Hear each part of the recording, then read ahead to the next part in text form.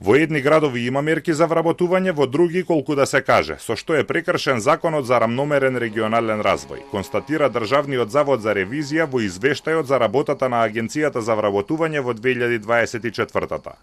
Градовите кои имаат повеќе луѓе добиваат повеќе пари, а оние со помалку добиваат уште помалку, па и тие што останале се иселуваат.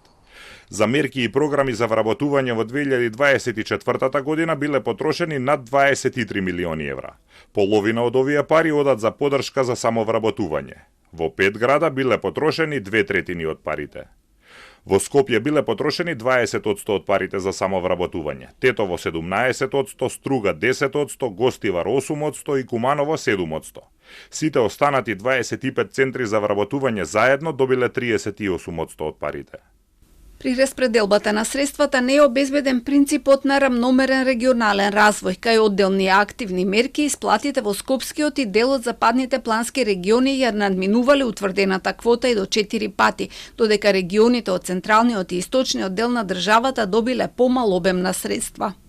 Ревизорите посочуваат дека треба да се направат 8 различни ранг листи за 8 плански региони, па ако во едни нема доволно интерес да се префрлат во други региони. Во Агенцијата за вработување велат дека интересот за мерките, бројот на апликации и успешноста на кандидатите се разликува од регион во регион.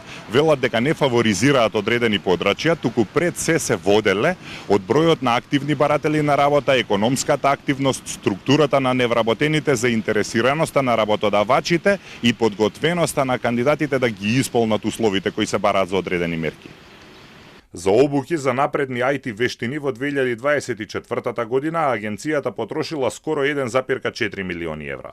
Биле обучувани 735 невработени, но на крај положиле само 184, односно 1/4 од кандидатите.